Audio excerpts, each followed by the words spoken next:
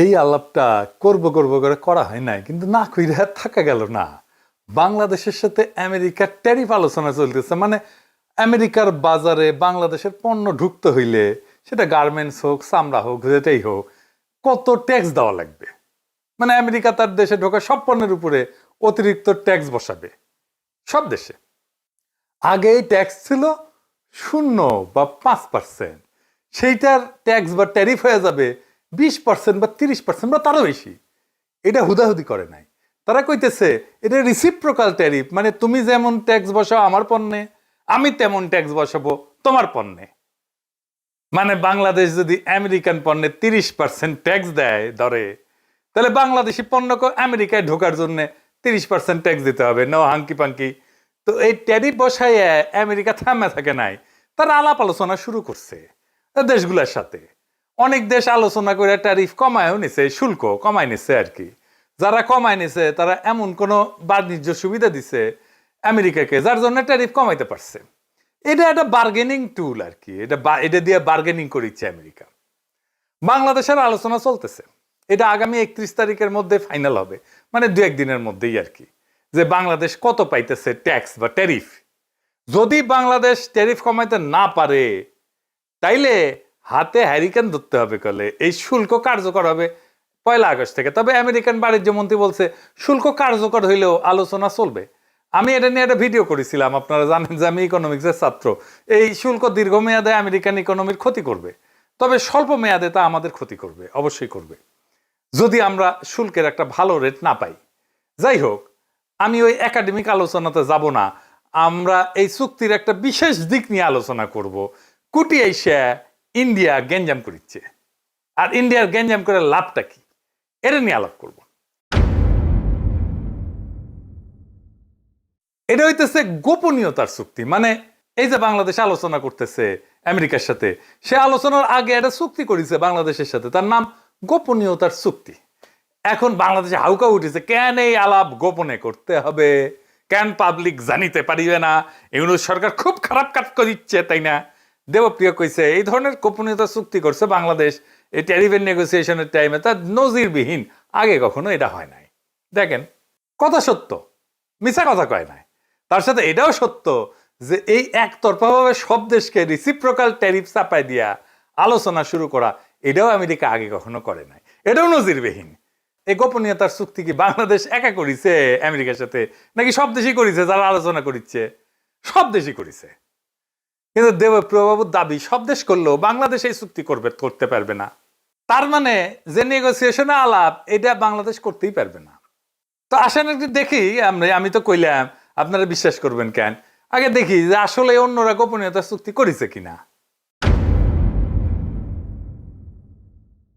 হ্যাঁ, করেছে। আমরা ফিলিপাইনের সংবাদ মাধ্যমে দেখতে পারি, তারা বলতেছে, আমরা এটার বিস্তারিত বলতে পারবো না, কারণ এনডিএ, মানে এটারই বলে গোপনীয়তার চুক্তি, নন ডিসক্লোজার এগ্রিমেন্ট, মানে যেটারে আমরা গোপনীয়তার চুক্তি বলতেছি সেটা সাইন করা আছে।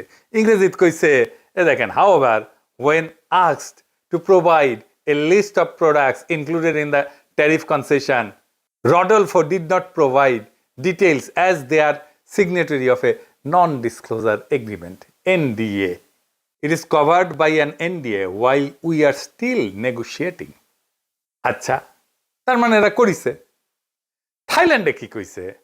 Due to signing of a non-disclosure agreement, the Thai government is unable to disclose specific details of the ongoing negotiations. তার মানে এদের সাথেও করা হয়েছে। আচ্ছা, আর্জেন্টিনার সাথে কি করা হয়েছে? এদের সাথেও এনডিএ করা হয়েছে। দেখেন, করছে the bilateral pact has been quietly in the works for 3 months under the signing of confidentiality agreement, NDA, that prevent negotiators from disclosing details. এমনকি ভিয়েতনামে জানাচ্ছে যে তারা বলতে রাজি হয়নি, কারণ এই যে তথ্যগুলো, সে তথ্যগুলো পাবলিক না। তার মানে আমরা বেশ কয়েকটা দেশের গোপনীয়তার চুক্তি দেখলাম, ওরা করতে পারবে, কিন্তু আমরা করতে পারবো না। কি আবদার! যদি সবাই চুক্তি করে আর আমরা যদি এই চুক্তি না করি, তাহলে আমাদের সাথে নেগোসিয়েশন করবে আমেরিকা? বলেন তো। আমেরিকা তো বলবে, তুমি কোন হরিদাস পাল আসছো যে তোমার সাথে গোপনীয়তার চুক্তি ছাড়া নেগোসিয়েশন করতে হবে আমাকে? আচ্ছা, ধরেন এই এগ্রিমেন্ট ছাড়াই, গোপনীয়তার চুক্তি ছাড়াই আলাপ করলো বাংলাদেশের সাথে, স্পেশাল খাতির করলো আর কি আমেরিকা, তো যারা সাইন করেছে এই গোপনীয়তার চুক্তি তারা এসে বলবে না যে আমার সাথে সাইন করলা এগ্রিমেন্ট, বাংলাদেশের সাথে করলা না কেন, বিষয়টা কি, পিতলা খাতির কেন? আমেরিকা কি জবাব দিবে? তারপরেও দেবপ্রিয়রা প্রশ্ন তুলতে পারে কেন এটা জনগণ জানবে না? কি আর বলবো, এই দেবপ্রিয়রা 111 করলো। দেবপ্রিয় কিন্তু এই জেনেভায় পোস্টিং নিছিল 111 পরে, বেনিফিশিয়ারি ছিল। এই দেবপ্রিয় ট্রানজিট ট্রান্সশিপমেন্টের ওকালতি করেছে, আর এখন খুব নন ডিসক্লোজার এগ্রিমেন্ট করেছে। সিপি ব্যবহার করেছে বাণিজ্যের নামে গোপন চুক্তি মানবো না। ওরে আমার ওরে ওরে, এইগুলার মাথাত খোদাতলা গোবর দিলেও হইতো। যাই হোক, আলাপটা কি কইতেছে ওরা বুঝেছে, আসেন এটা একটু আমরা বুঝে দেখি। আমি আপনাদের আগেও কইছি সিপিবি যা বলবে, দেবপ্রিয় যা বলবে তার উল্টা দিকে দাঁড়াবেন। সিপিবি যেহেতু বিরোধিতা করতেছে, দেবপ্রিয় যেহেতু বিরোধিতা করতেছে, এটা দেশের জন্য ভালো আর ইন্ডিয়ার জন্য খারাপ। এই চুক্তিটা কোনো গোপন চুক্তি না, এটা গোপনীয়তার চুক্তি।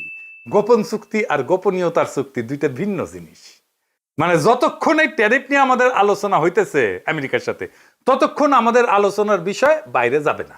ধরেন প্রফেসর ইউনূস আর তারেক রহমান আলাপ করলেন লন্ডনে, তো ওই আলাপ কি লাইভে দেখছি আমরা? ওটা ধরে লাইভ হইতো, গোপনীয়তার যদি কোনো দরকারই না থাকে। গোপনীয়তা যখন থাকার দরকারই নাই, তাহলে ওই আলাপের পুরাটা রেকর্ড করে জানাই দিলে হয়। তা তো জানাই নাই, আলাপের ফলাফল আমরা জানছি, কিন্তু আলাপের খুঁটিনাটি জানার দরকার আমাদের নাই। এই আলাপ তো প্রকাশ্য করার বিষয় না। কেন না আমি এটা পরে বলতেছি। এই আলাপ হবে বাংলাদেশের ট্যারিফ কত হবে। এই ট্যারিফ যদি কমে তাহলে আমেরিকাকে তো কিছু দিতে হবে। সেটা কি কি দেওয়া হবে সুবিধা হিসেবে, তার সবকিছুই দুই দেশের মানুষই জানবে যখন চুক্তিটা হয়ে যাবে। কিন্তু এই আলোচনার প্রসেসের মধ্যে যা আলোচনা হবে এই সময়টায় কিছু জানানো যাবে না, কারণ অন্য দেশও আলোচনার মধ্যে আছে। তারা যদি জেনে যায় আমরা কি আলোচনা করতেছি, তাহলে তো এই আলোচনার ফলপ্রসূ হবে না। প্র্যাকটিক্যাল কারণে এটা বার্গেন, তো অনেক দেশের সাথে বার্গেন করতেছে আমেরিকা। ধরেন আমরা যাই না গেলাম কি নিয়ে, ইন্ডিয়ার সাথে বার্গেন করতেছে আমেরিকা। আমরা তো ইন্ডিয়ার চাইতে ভালো কন্ডিশন দিব আমেরিকাকে, তাই না? খুবই ন্যাচারাল এটা। তো বাংলাদেশ যা দিতেছে আর পাইতেছে, এটা আমাদের সাথে যারা কম্পিটিশন করে আমেরিকার মার্কেটের জন্য, তারা যাই না গেলে তো আমাদের বিপদ। আমরা তো নেগোসিয়েশন করতে পারবো না। ইন্ডিয়া তো সুবিধা নেবে এটার, কারণ ইন্ডিয়া তো ওই মার্কেটে আমাদের কম্পিটিটার। বাংলাদেশ যদি যুক্তরাষ্ট্র বা পশ্চিমা শক্তির কাছে ফেভারেবল ট্যারিফ না পায়, তাহলে সেই শূন্যতা পূরণে ভারত চূড়ান্তভাবে উপকৃত হবে। অর্থনীতিতে হবে, রাজনীতিতে হবে এবং আঞ্চলিক প্রভাব বিস্তারে হবে। এই পুরো প্রক্রিয়া এক ধরনের সফট ডিইন্ডাস্ট্রিয়ালাইজেশন এবং স্ট্র্যাটেজিক ডিপেন্ডেন্সি হবে বাংলাদেশের ইন্ডিয়ার উপরে, যদি এই ট্যারিফ নেগোসিয়েশনে আমরা হেরে যাই। বাংলাদেশকে পশ্চিমের বাজারে দুর্বল কইরা বাংলাদেশের অর্থনীতি ভারত নির্ভর করে তুলতে পারবে ইন্ডিয়া, যদি এই ট্যারিফ নেগোসিয়েশনে আমাদের চাইতে ইন্ডিয়া ভালো ট্যারিফ পায়, অথবা আমরা যদি অনেক বেশি ট্যারিফ দিতে হয়। এই জাউরারা হাউকাউ করতেছে, মানুষকে কনফিউজ করতেছে, যেন এই নেগোসিয়েশনে বাংলাদেশ জিততে না পারে, ইন্ডিয়া যেন বেশি সুবিধা পায় আর আমাদের মারা যায়। দেবপ্রিয় সিপিবি এদের হাউকাউয়ের লক্ষ্যই এটা। এই প্রসঙ্গে আমি কোভিডের টাইমে একটা ঘটনার কথা মনে করাই দিই, মিল পাবেন। কোভিডের টাইমে আমরা যেন ভ্যাকসিন না পাই সে বাগড়া দিছিল ইন্ডিয়া। মানে ইন্ডিয়া চাইছিল ভ্যাকসিনটা যেন ইন্ডিয়া থেকে নেওয়া হয়। তাহলে ইন্ডিয়ার লাভ কি?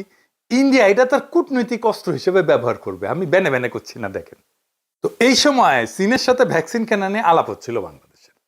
বাংলাদেশকে চীন একটা খুব ভালো প্রাইস দিছিল, দাম দিছিল, খুব কম দামে, শ্রীলঙ্কা থেকে কম দামে এমনকি বাংলাদেশকে টিকা দেওয়া হয়েছিল। শ্রীলঙ্কার তখন অর্থনৈতিক অবস্থা খুব খারাপ, আপনারা তো জানেন। তার সেই অবস্থা তো বাংলাদেশকে একটা ভালো প্রাইস দেওয়া হয়েছিল, যেটা শ্রীলঙ্কার চাইতে কম। এটা হয়েছিল একটা গোপনীয়তার চুক্তি দিয়া। কারণ এই প্রাইসটা যদি শ্রীলঙ্কা জানে যায়, নেপাল জানে যায়, সবে তো বলবো আমাকে বাংলাদেশে প্রাইস দাও। বাংলাদেশ এটা বার্গেন করে পাইছিল। সেই চুক্তির ফাইল প্রথম আলো রোজিনা চুরি করে সচিবালয় থেকে। রোজিনাকে গ্রেপ্তার করা হয়। আমি বলছিলাম কাজ ঠিক হয়েছে। এইটা রোজিনা ইন্ডিয়াকে সার্ভিস দিতে গিয়ে কাজ করেছিল। এই ফাইল রয়ের হাতে তুলে দিত। গোপনীয়তায় ঢাকা ফাইল থেকে আমরা যে দাম পাইছি এটা প্রকাশ করে দিত রোজিনা পত্রিকায়। আপনার দাম প্রকাশ করে দিলে তো চীন বিপদে পড়বে। ইন্ডিয়া শ্রীলঙ্কা যায় বলবে, কেন তুমি আমার কাছ থেকে বেশি দাম নিলা বাংলাদেশ থেকে? তাসনিম খলিলারা তখন যুক্তি দিছিল, রোজিনাকে দিয়া কেন চুরি করাবে ইন্ডিয়া? ইন্ডিয়া চাইলে তো ওবায়দুল কাদের হাতে দিয়ে আসতো ফাইল। দেখেন এত বুদ্ধি, দেখেন ফাইল পাওয়া নিয়ে তো কোনো ইস্যু নাই। ফাইল একটা কেন 10টা ফাইল দিয়ে আসতে পারে।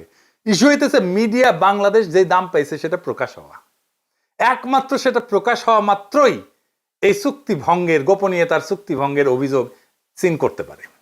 এবং সেই অজুহাতে আমাদের ভ্যাকসিন দেওয়া বন্ধ করে দিতে পারে। রোজিনা ব্যর্থ হওয়ায় একজন ডেপুটি সচিব সে দাম প্রকাশ করে দেয়, ফলে চীনা ভ্যাকসিন আসা বন্ধ হয়ে যায়। আমাদের 2 বা 3 গুণ দাম দিয়ে সেই ভ্যাকসিন কিনতে হয়। তাহলে এটা অনুসন্ধানী সাংবাদিকতা নাকি দেশের মানুষের আমাদের যে বেশি টাকায় ভ্যাকসিন কিনতে হইলো এটা কার জন্য? রোজিনার জন্য। তো বাংলাদেশকে যে অধিক টাকা গচ্চা দিয়া ভ্যাকসিন কিনতে হইলো সে টাকা কি রোজিনার বাপ দিবে না ওর হাজবেন্ড দিবে? এটা কারে বুঝাইবেন? এই একই ঘটনা ঘটেছে ট্যারিফ নিয়ে আলোচনায়, গোপনীয়তার চুক্তি নিয়ে। আসেন এটা একটু বুঝে দেখি। দুনিয়ায় কোন দেশের মিডিয়ার কোন কুরকুরে নেয়, সবাই তো এই সাইন করছে না, একমাত্র বাংলাদেশের অনুসন্ধানী সাংবাদিকদের এতই কারেন্ট এই গোপনীয়তার চুক্তি প্রকাশ করতেই হবে। তো এটা নিয়ে কি হইল আসেন দেখি। এখানে সে একই রোজিনা কাণ্ড ঘটনা হইল। এনবিআর এর দ্বিতীয় সচিব মুকিদুল আলমকে দিয়া এই আলোচনার বিষয়াদি কচুক্ষেতি বাইর করল। কচুক্ষেতি মানে কিন্তু ও আকারের বালক। বালক মানে জানেন তো, হ্যাঁ, যে মারা দেয়, বুঝছাও। র এর ডাইরেক্ট পেরোলে এই পদ বালক, সেইটা দিয়া বাংলা আউটলুকে নিউজ করাইলো। মুকিদুল ধরা খাইলো, চাকরি গেল। বাংলা আউটলুকের নিউজ ছড়াই নিলে কচুক্ষেতি নিজের পেজে ওই চুক্তির আলোচনা প্রকাশ করে দিল। দেখেন এর ফলে কি হইল, বাংলাদেশের আলোচকেরা, নেগোসিয়েটরেরা মারাত্মক চাপে পড়লো। আলোচনার নেগোসিয়েশন আমরা পিছায় পড়লাম, ইন্ডিয়া আপার হ্যান্ড পাইলো। তাহলে বুঝেছেন তো কে কার সুবিধার জন্য এটা পাবলিক করা হয়েছিল? ওই বালক ওয়াকারের। কেন এটা পাবলিক করলো? আপনারা তো জানেন বাংলাদেশ যদি ফেভারেবল ট্যারিফ না পায় তাহলে ইন্ডিয়া লাভবান হবে, আর কেউ না। ইন্ডিয়াকে উপহার দিল ওয়াকারের বালক। এইবার সব বুঝেছেন তো, মিলিছে সব। বাংলাদেশের শিল্প, গার্মেন্টস, রপ্তানি আমেরিকার বাজারে সব ধ্বংস করে দেওয়ার কাজটা এই ওয়াকারের বালক কইরা দিল। যদি বাংলাদেশ ভালো ট্যারিফ না পায় তার দায় একমাত্র এই বালকের। আপনারাই বলেন এটা প্রকাশ করে কি এমন হাতি ঘোড়া বজরা পানসি হয়েছে? কি অর্জন করছে বাংলাদেশ? কিছুই না। বাংলাদেশের জনগণ কি অর্জন করছে? কিচ্ছু না, হারাইছে। কিন্তু এইটা প্রকাশ করার জন্য এত কুরকুরানি কেন ওদের খোয়ায়? কুরকুরানি মোদির কুরকুরানি, ইন্ডিয়ার কুরকুরানি। কারণ মোদি কইছে শুধু ওয়াকার নামিও তোমার বালক বানাবো, আর ওই খুশিতে মারছে দৌড়। তাইলে কি আমরা ফেভারেবল ট্যারিফ পাবো না আমেরিকার বাজারে? 2 দিন অপেক্ষা করেন, ভালো খবর পাবেন ইনশাআল্লাহ। ওয়াকারের বালক কাজটা খুব জটিল এবং কঠিন করে দিলেও এটা উত্তরানো গেছে। আমার কাছে যতটুকু খবর আছে, চুক্তির ডিটেলস বেশি জানতে পারবেন তাড়াতাড়ি। এই ট্যারিফ আলোচনা, এই গোপনীয়তার চুক্তি সবই কূটনৈতিক বাস্তবতা। এই বাস্তবতায় কার কি বক্তব্য, কে কি প্রকাশ করলো সেটা বড় কথা না। বড় কথাই যে বাংলাদেশে কোনো দালাল চক্র, কোনো রোজিনা সিন্ডিকেট, অনুসন্ধানী সাংবাদিকতার নামে রয়ের দালাল, ওয়াকারের পাঁচাটা হাইব্রিড অনুসন্ধানী সাংবাদিকদের খেয়ালখুশির উপর চলে না। আমাদের রাষ্ট্র যদি সাহসিকতার সাথে ন্যায্য বার্গেন করে, যদি ঠিক সময় জিপ কামড়ে চুপ থাকে, তাহলে আমরা জিতবো। কারণ এই খেলা গলা ফাটানোর না, মাথা খাটানোর। আজকের দিনটায় আমরা শিখে গেলাম তথ্য চুরি করা নয়, কৌশল দিয়ে জয়লাভ করতে হয়। গোপন রাখাটা সবসময় চোরের চক্রান্ত না, কখনো কখনো তা হয় রাষ্ট্রীয় অস্ত্র। যারা চায় বাংলাদেশ বিশ্ববাজারে হারুক, তারা চায় না গোপনীয়তা থাকুক এই বাণিজ্য আলোচনায়। তারা চায় প্রত্যেকটা দরজার চাবি পড়ুক দিল্লির হাতে। কিন্তু না, এবার আর তা হবে না। বাংলাদেশ দাঁড়াইছে নিজের কৌশলে, নিজের স্বার্থে, এবং এই দাঁড়ানোই মাথা উঁচু করে দাঁড়ানো। ধ্বংস হয়ে হারায় যাওয়ার আগাম ঘোষণা না এটা। এই জাতি মাথা নত করে না। এই জাতি নিজের বাজার, নিজের রপ্তানি, নিজের শ্রমিকের ঘাম দাম চায়। যুক্তরাষ্ট্র হোক, ভারত হোক, কেউ আমাদের পেছনে রেখে সুবিধা পাবে না যদি আমরা নিজের প্রতি বিশ্বস্ত থাকি। তাই শেষ কথা একটাই, এই লড়াইয়ে আমরাও জিতবো। কারণ এইবার বার্গেনের টেবিলে বসছে এক নতুন বাংলাদেশ। ইনকিলাব জিন্দাবাদ।